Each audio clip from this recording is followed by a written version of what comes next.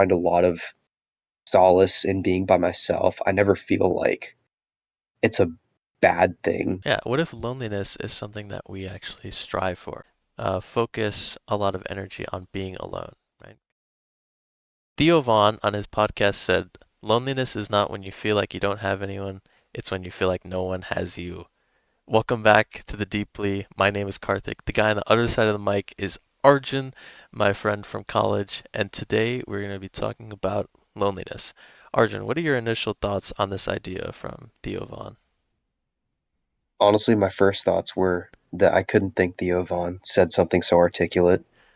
Um, but then once I actually dissected the quote, I was thinking it makes sense, although it's hard to really like understand what it means at first.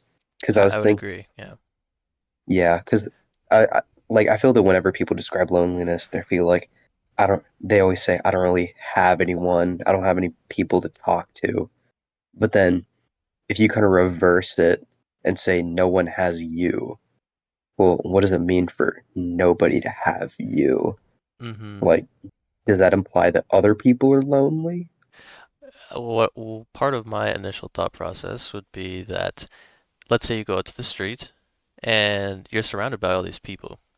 And in theory, you could talk to any of them, or you could have them, let's say, for a specified moment. Because we only have people for certain moments. We don't have people forever, even though that's what we want to believe, right? Um, However, we have this opportunity, but either we don't take it or we think that, okay, people who have been more established in our lives or who have known us for longer should also have us. But then, something else I think about now is when, let's say you're going through a big dramatic shift in your life, right? So, let's say you did bad things before and now you do try and do good things.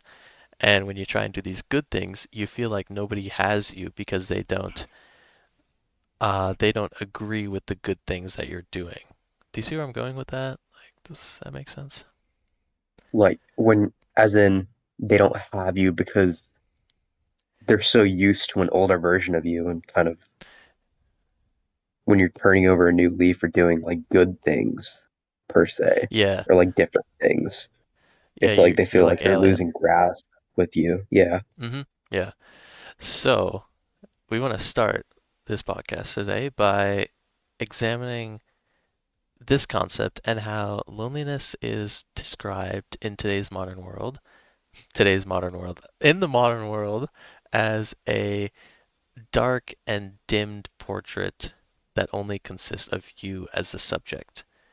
And it's only you and the subject, and there's nobody else, because when we think of loneliness as well, we sometimes have this victim mindset in the sense that, oh, we're the only ones that's lonely. It's not happening to anyone else. So I see all this stuff on social media or whatever. People are meeting these people, talking to these people, or whatever it might be, that doesn't define what we believe to be loneliness. Um, and I could say I've experienced this, and what I literally just said is, okay, you see stuff online, people are seem to be happy, seem to have people by their side, but maybe it's not all, black and white, right? There's some gray behind that. And also, I'll leave it with one thing and then I'll pass on to you, is that there's a kind of positive outlook that everyone sort of portrays on, let's say, their friend group or their lack of loneliness status. But this is always a more positive spin, and perhaps when the doors are closed and it's just them, it's more of a lower, or I'll say they think about it worse than what it actually is, or it actually is worse than it is. I kind of just rambled there for a second, but what do you think about our first No, you're conception good. of loneliness? Yeah, I mean, I was thinking a lot about social media when you were in the middle of your thing where you're talking about like seeing people online. Because I don't know, I guess like when I see an Instagram post and it's two people who I don't really talk to kind of they go on vacation to, I don't know, California or Florida, who knows, and they post onto Instagram, wow, look at all these cool things I did with my friend. And they seem to be having a good time with each other, maybe a few other people. They go in a group of 5 to 10 people, something like that, and that's depicted as good, like you're saying. And then once that vacation is over and they're by themselves, it's depicted as bad. But I don't know. I find, and we've talked about this before. I find a lot of solace in being by myself. I never feel like it's a bad thing that I'm left to my own devices for a good stretch of time and just I have only my thoughts with myself and I'm allowed to kind of talk back and forth with myself almost. Mm. Um, and there's definitely moments where I can be with other people and I'm thinking to myself, like, what am I really doing here? Um, like I don't feel it almost feels like I'm lonelier in that group of people because Mm. it doesn't feel like I fit in properly. Like I'm not feeling Yeah, super I see comfortable, what you you mean. know? I want to ask you a follow-up question. So let's say your friends go to, I don't know, let's say Florida, and it's a group of them. Don't they share the experience? Don't they have the experience as opposed to having each other? So they all share the same experience of being on this trip and whatnot. So they seem to be less lonely. They seem to be more cordial or friendly or whatever the opposite of loneliness entails. However, all they're sharing is the similar experience as opposed to actually having the um, Like how do I connecting say? with each other. Yeah, having the personality traits of, or having the personal characteristics of the other person, and yeah, like you said, connecting with each other. That's Hmm. my interpretation of that. What do you think? That's an interesting way to think about it, that they're not exactly connecting with each other. Um, like on a personal level, they're connecting with each other through shared experiences. Um, although I don't necessarily think it's a bad thing Oh to yeah, yeah. connect I guess through I'm not. shared Yeah, experiences. maybe I painted that in a bad way. Yeah, I'm not trying to say. I Yeah. suppose so. That's a bad thing. 'Cause, Yeah. I Sorry, mean, keep yeah, going. I've been on like 2, 3 day vacations, just short vacations, trips with my friends, and I mean, we're sharing an experience by sitting on the beach around a fire, but at least we always say that we can have fun anywhere because it's our like personal connections that define the experience. It's not where we are that defines the experience. Yeah, I think that's amazing because you can go on a vacation and let's say you go to a beach, right? And it's very sunny and it's very nice. And let's say that gives you some rejuvenation, right? But then ultimately you have to come back to the same environment that you're currently situated in, whatever that might be. So in reality, you have to learn over time to be comfortable with yourself and whatever environment that you're placed in, as opposed to trying to seek out certain rejuvenations, or let me rephrase, opposed, no, let me rephrase one more time. Uh, when you seek out external rejuvenation, that's a little fleeting. It won't be there with you forever, Yeah, which is why perhaps the best rejuvenation should be internally, or it's not required. There's no, you don't need another factor of whatever environment you're in. Or, you don't have to be on the beach to have a good time. You can be inside, or it can be a cloudy day outside, but you still have a great time with your friends, whatever it might be, because you have each other and you don't need an experience to kind of you don't need a experience to be a foundation to having a good time. Did I wrap that up correctly? I yeah. feel like I'm a little all over the place. I guess that's a good way to put it. Is it's not. the ex I guess it's not like the environment that defines your experience, it's who you're with that defines your experience. Yeah. So, a lot of people, when they talk about loneliness too, they have a kind of second examination and they say, wait a second, guys, there's a difference between loneliness and being alone. To which I would say, sure, yes. I would agree with But, that. yeah. Well, actually, let's expand on it a little bit more. So, obviously, I think it's hard to say that a lot of people could spend all their time around others, um, all their time. So they need to relax and ponder about their own experiences, right? Think about what they've done and all these sorts of things, right? So when I'm alone, this is going to be a certain state that I try and embark on or that I just find myself situated in. Whereas being lonely is described as an emotion most of the time. Uh, do you have anything to add to that? The Well, difference? yeah, I would say Yeah. being lonely is more of an emotion than whereas being alone is a state. Because like I was alone before we started talking, but that didn't mean I felt lonely.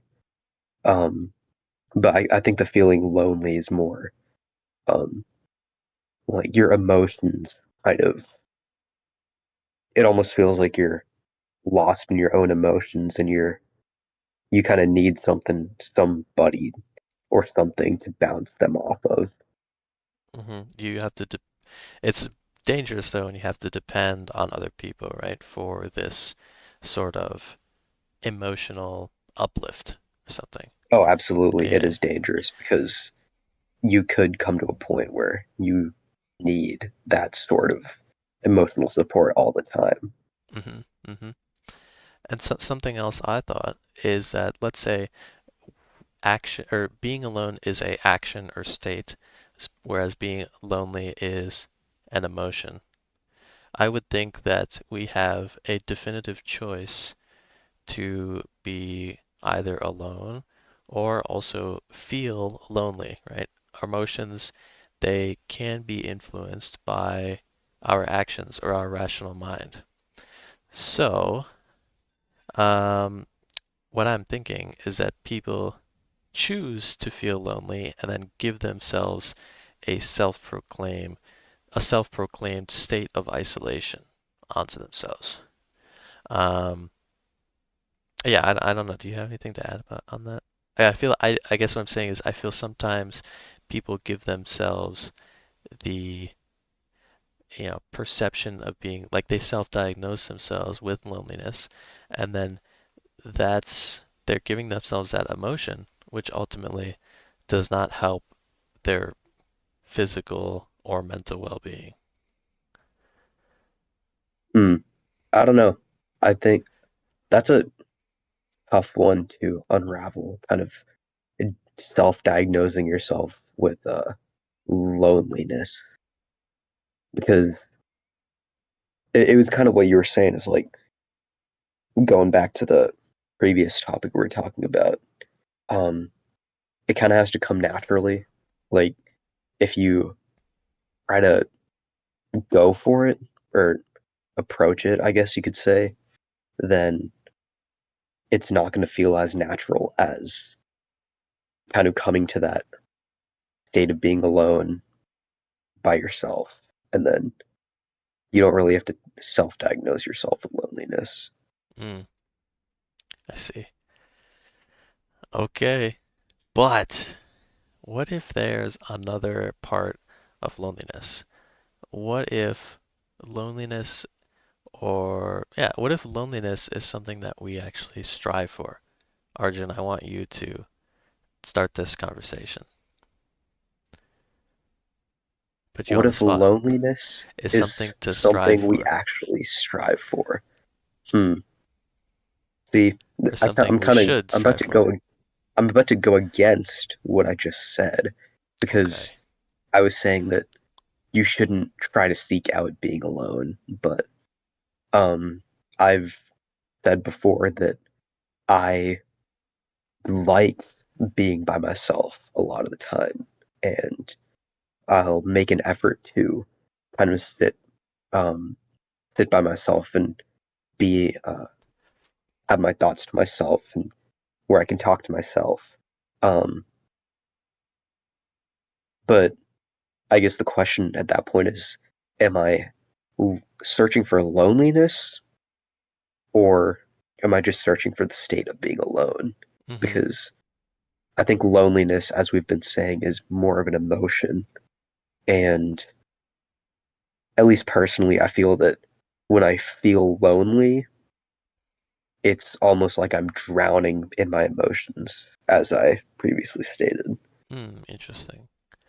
Yeah, I guess if we desire to feel lonely, then there's a certain emotional negative connotation with that, which is maybe something we don't want to do. I was trying to spin it in more of a positive light. So what if we say, yeah, we try and focus a lot of energy on being alone, right? Because a lot of our, great ideas as humans come when we are alone, Hmm. and you know, all of our lives we only work to be the closest to ourselves, right? We can't be closer to someone else than we are to ourselves. So is, you know, focusing on yourself, like everyone says, uh, what is that actually comprised of? It's comprised of, yeah, being alone, being in a kind of, I guess, a cave, um, and just trapping yourself there and seeing what you can come up with. And also, when you might be alone or in this lonely type of state, you're only just waiting to see the next person. And I suppose you might be able to take that in two different ways as a sense of, okay, let me wait in excitement. Or you can say, oh, I might be waiting forever.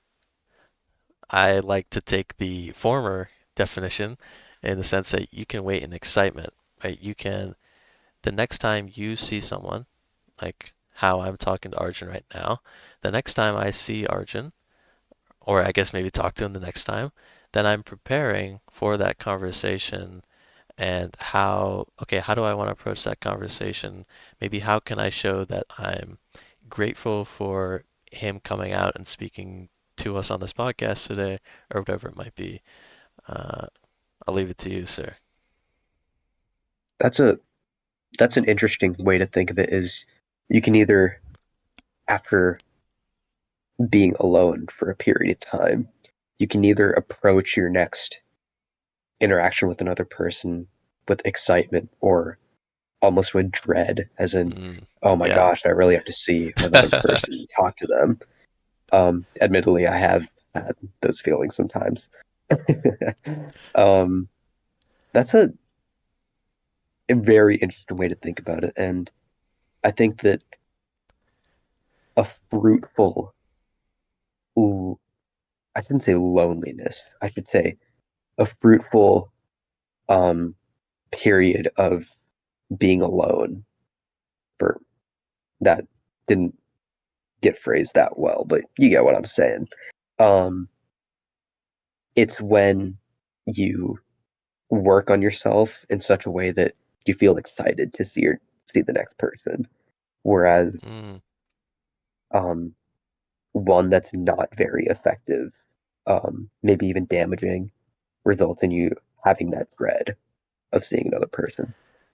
So then what you're saying, if I'm understanding correctly, is when you are alone and you're either improving or not improving yourself. So maybe if you're improving yourself, you're going to be happy to express this new and improved version of yourself to the next person you see. But if you're maybe not doing the right activities that you think that you should be doing, then maybe when you see the next person, you might think, "Oh, I really got to see this person and talk to them." Am I Hmm. getting on the right track or? Yeah, that's exactly what Okay. I was saying. Is if you improve yourself, that's a good word, improve. If you improve yourself while alone, um, you'll approach following interactions with excitement and almost um, like a vigor of feeling like you've improved yourself as a person, you know? Mm, yeah. Whereas if you're not improving, you feel that you don't really want to talk to the next person you see. And it, it's more like if you have more negative thoughts during that state of being alone, then you might have that feeling of dread Mm. when seeing the next person. Yeah, I mean, I think it's pretty simple when I think about it. Like if you're doing good work, like fulfilling work, then you're happy to see the next person. But if you're just doing some random stuff, nothing really that, important or whatever it might be, then you kind of feel, I guess, a bit more tired, and then you don't really have the same energy. I mean, I guess fulfilling work can also tire you out, but I also think if the work is truly fulfilling, then it doesn't really matter how tired you are. You're ready to, see your next person and say, "Hey, look, I did this. I'm really proud of it. Hey, what do you think?" Yeah, All this type of, you'd be like so engaged and, it's or like it's you feel proud of enthusiastic. yourself for Yeah. you feel proud of yourself for doing fulfilling work, and you're encouraged to kind of share that to other people Hmm. and kind of spread some positive energy and things like that. I love it, man. Anything else to add today? I think I ended what I want to say. So, Um, yeah, that was. I don't really have anything else more to add. I feel that we kind of touched all the bases there. all right. Thank you very much for tuning into this Yes, sir. episode of The Deep Plea. Thank you, Arjun, for coming on and joining me today. Yeah, thank you for having me. And if you're watching this video alone, know that hopefully this video is making you better. Therefore, when you go and find that next person you're going to talk to, you'll be a better person, be more enthusiastic, and be ready to say, hey, check out this video by The Deep Plea. It was really good. And it's, la la la. And also, feel free to check out a blog post. The link will be in the description. And it's something I wrote on the art of loneliness if you're interested in reading more about this type of stuff. Thank you very much. Signing off for now. Bye bye.